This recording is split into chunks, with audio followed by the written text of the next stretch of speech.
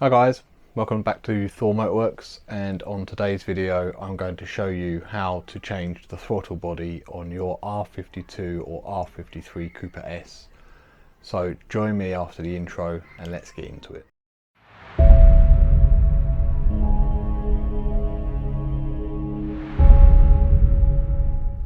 So these mini W11 throttle bodies are pretty reliable. It's very rare that you get issues with them, but there are a couple of instances, especially as the car's getting older now. So I think the last car was made 2008, which means these cars will be over 15 years old now, so issues will start to creep in. However, these throttle bodies are made by Siemens VDO, and I mean, I've replaced a couple of them, but mainly because they've suffered damage from other work. So for example, head gasket replacement, someone's damaged one before.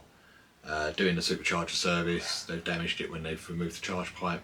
So those sort of examples are where you might suffer physical damage, and that's primarily when this would come in. Now for those with the engine management lights, if you're getting a P1125, a P1126 or a P0638 code, that is probably related to the throttle body. So in which case, this video will talk you through what checks to carry out if you get a second-hand unit delivered to you, because occasionally they do break in postage where people haven't packaged them up properly, and then we're going to fit it to the car, and then we're going to show you the adaptations menu in INPA for those users that have that software. Now if you don't have it, these throttle bodies are not coded to the car, so basically you can fit it and the car will self-learn over time, and that will be absolutely fine. It's not going to cause you any issues, it just means it will take a little bit longer for it to learn the fuel trim for your particular car. So what I'll do is we'll cut to the pre-checks and then we'll go to fitting it on the car. So this is the throttle body and the little rubber hose that we were sent by a seller on eBay, and there's a couple of pre-checks that we want to be carrying out before we start to strip our car down.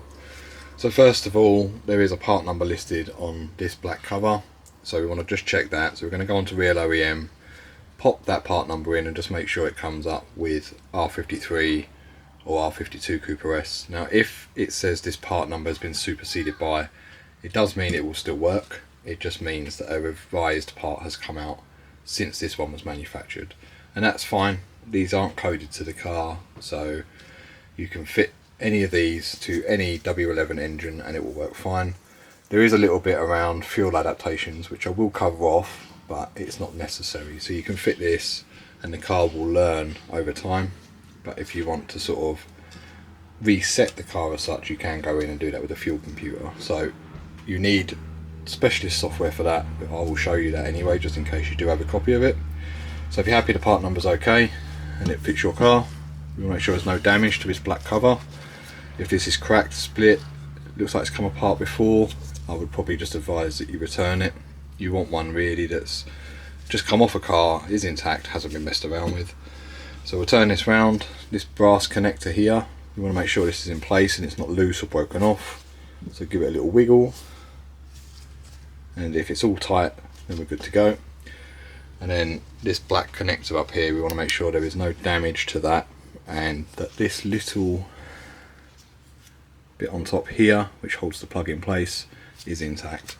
Check inside, there should be 6 pins, all should be straight and not bent. If that is good, what we will do, flip it over, and what we want to make sure, this red seal here is not damaged. So if it's split, been squashed, it's dry rotted out, then I would just replace this. You don't need to send the whole throttle body back. This is a consumable part. I think they're between £6 and £10, but if you want to change it while you've got the car apart, you might as well. So it just pulls out, put the new one in, and then when you mount it onto the charge pipe, it will squash down and form a good seal.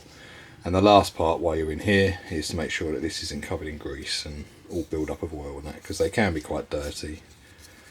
So this one's got a little bit on there, and then finally just push the throttle body and make sure it all springs back into place. So there'll be a spring in the middle, pop your thumb in there, push it, it pops back, you're all good to go. So if you're happy with the throttle body, that's fine. If you do get this little bit of hose with it, the only things that you're really looking for on here is that it's not been dry rotted. So the easy thing to do with that is just to give it a bit of a squeeze.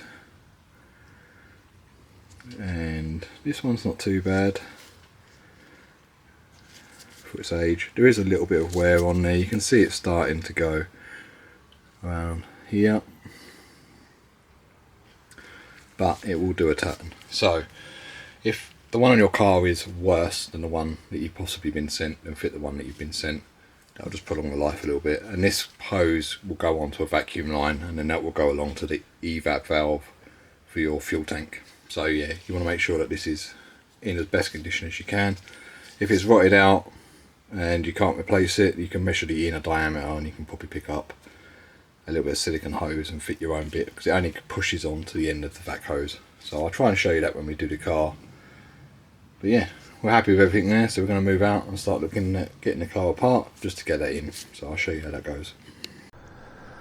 So this is the W11 engine, and our throttle body is located down here. Now, you don't have to take the intercooler cover off, but I am going to quickly do it just because it gives us a little bit more space to see what's going on. And this intake hose is going to have to come off as well, just to give us a bit more space. So let me just quickly get these out of the way. This is a T30 bolt, in case you want to do the same thing, if you haven't had them changed for some stainless steel options, because sometimes there are aftermarket kits out there that use Allen keys. Now, if you have one of those kits, that is entirely your choice. However, those Allen key kits are very soft, so I would advise against using them, because over time you will be running into a few issues. So gives us a little bit of a better view. This one has been replaced previously because this is using a Jubilee clip. Normally it will have these like spring clips to hold them in place, and that's fine. Let's see if I can get down there. That one's a little bit harder, a bit tight on space.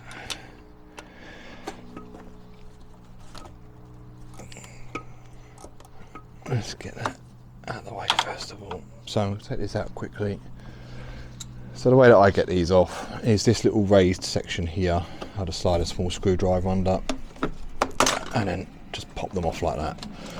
You can reuse these, so keep them to one side. That will just pop off of there, and these are this little intake section, it just pushes in. So it is quite common for these to break because they are just plastic and they are quite old. This car's only done 50,000 miles, I think, so it's not had a hard life. So keep that out of the way. So there's two little tabs on the front there, you just push them down and slide it back, and then these ones on the bottom are more like locators, so they just slide into the front there. This resonator will just wiggle out with a bit of force, and what you have to do for that is, because it's got a long section on the bottom, you have to twist it out backwards. So this section here, because this is quite long, you have to sort of slide it that way, so towards the driver's side of the car if you're in the UK. And as you can see, this is the throttle body down here, so it's giving us a bit more access already, just taking out that pipe and the resonator, so that intake section and the resonator. Now we just need to get this clip off down here.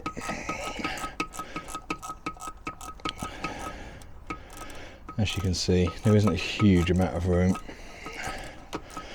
so just make do with what you can. And I'm not sure how much you can see, but if I show you down the back, down here, there is a connector that slides into the intake hose. So when you pull it off, if that's got a clip on there already, and I don't think this one has, you will need to loosen that off as well. So I'll show you when the pipe's out, but it gives you a bit of an idea of what I'm talking about ahead of time. So just make sure you do have a quick look down the back first of all. If there is a clip on there, make sure you loosen it off, because otherwise you're going to be wrestling for a while. So yeah, there you go. So there's a pipe there, it goes in.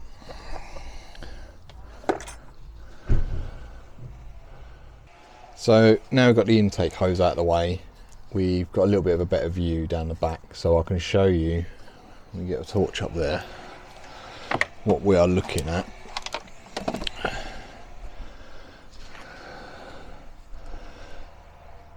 So here's the rubber hose that we spoke about a minute ago down the back here. As you can see, goes into that little brass connector. This is your electronic plug, and there are 4 bolts holding this in.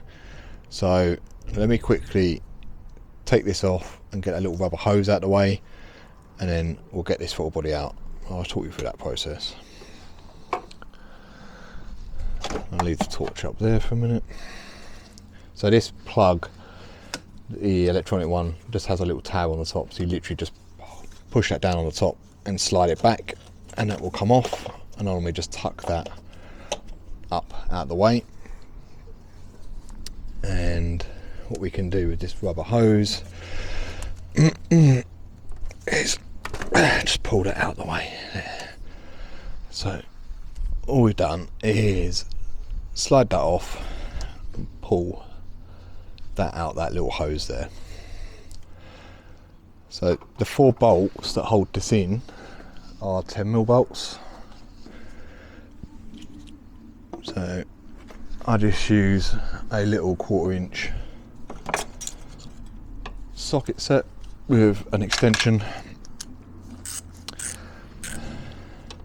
So just a little tiny one like that, and undo the 4 bolts gently. Now I'll say that because if this has never come off before, there is a sort of brass nut or like retaining section in the black plastic charge pipe, and they can seize in.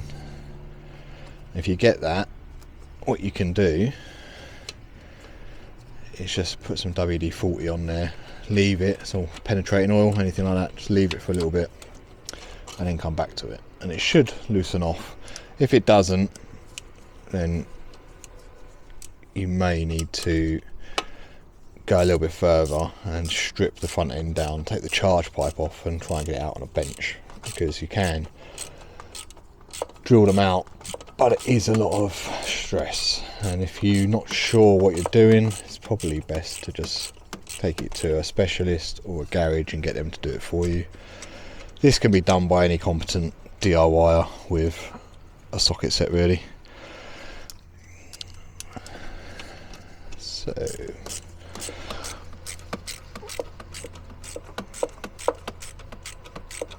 this one is a little bit seized in.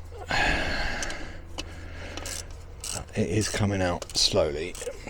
So if it feels like it's tightening up a bit, you can go backwards and forwards a couple of times. That will probably help free it off a little bit and give yourself a little bit of a break in between time, because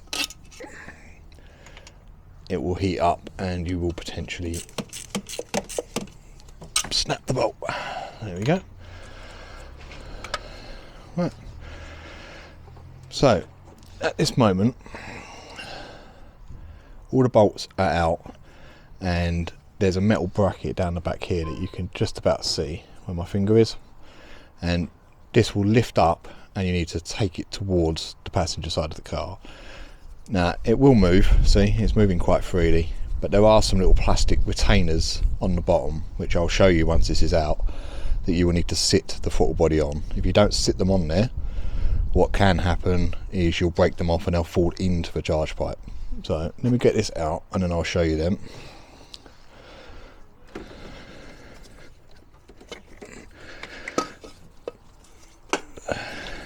So there's our throttle body. You can see it's a bit greasy inside.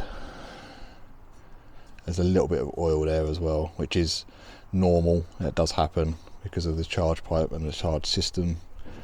This hose is in better condition than our one, so we might try and swap that over, although that clip has definitely had it. There's a little bit there that's broken off. So yeah, let's pop that down there. Let me show you these little retainers just so you can see what I'm talking about.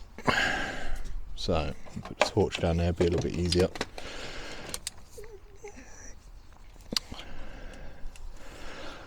So I'm not sure if you can see, but where my finger is there and over here, there are two little knobbles that stick up, and on the bottom of the throttle body there are two areas that these will sit in. So if I put that back there and I'll show you, so there's one there and there is one there, and they will sit on those little plastic tabs there. So yeah, so what I'm going to do now is we'll cut it here. I'll clean this pipe up, get this off, and then we'll come back with the throttle body that we're going to fit, and I'll show you how to retrofit that back in. Right, so for those eagle-eyed among you, you'll notice that this hose is a little bit different to the one that was at the beginning of the video, and that's because the other hose is off an automatic, I believe. So I'm going to quickly fit this back in place, and then I'll talk you through the adaptations. But this is basically a reversal of the removal. So I'll quickly time lapse it going back together. Obviously if there's any questions, pop them in the comments below, but you can see this one is a lot cleaner. So yeah, we'll crack on with that.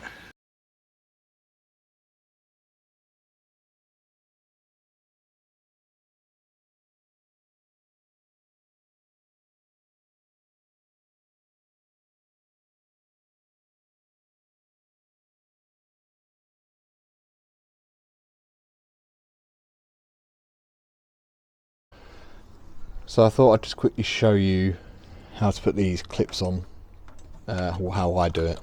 So on this clip itself, it sort of just pushes together, but there is like a little notch on the clip itself. You can see here where my finger is, and that corresponds to like a little rubber notch on there. So all we're going to do is push it round, line the two notches up, and what I do is sort of hold it tight with one hand as best you can, pair of water pump pliers on the smallest setting, and then just squeeze them together so it sort of curls over the top, and that's it. Just a little tip there if you are struggling with them. If not, just replace them for Jubilee clips. That'd be a lot easier. So thank you for watching up to this point. If you are now done with the video, please consider liking and subscribing. Comment below if you want more how-to videos and on what subject. For those with INPA, I'm going to quickly show you how to get into the adaptations menu. So in this case, we want to be pushing F2 for R50, but on your version of INPA, this will probably be different because I've set mine up to have the R50 generation at the very top. This will take you into the main menu for the R50. And at this point, you can either push F5 to look at the existing fuel adaptations, or you can push F6 to go in and clear the adaptive values. So I'm going to quickly show you a screen that will have the fuel adaptations for this car as it currently stands. So I'm going to push F5 and then go into fuel menu. So this will show you this bar, which has the short term and relative long term set as 0 because it's recently been reset. At this point, we want to go back and clear them. So if you're going to clear, you want to push F10 to go back to the main menu, and then push F6, which will then bring you into this menu for resetting the adaptive values, which you can see is F3. And here's a list of the adaptive values that you can reset. If you want a more detailed guide on INPA, then comment below and I'll try and cover that off at a later date. But in the meantime, please consider liking and subscribing, and thank you for watching.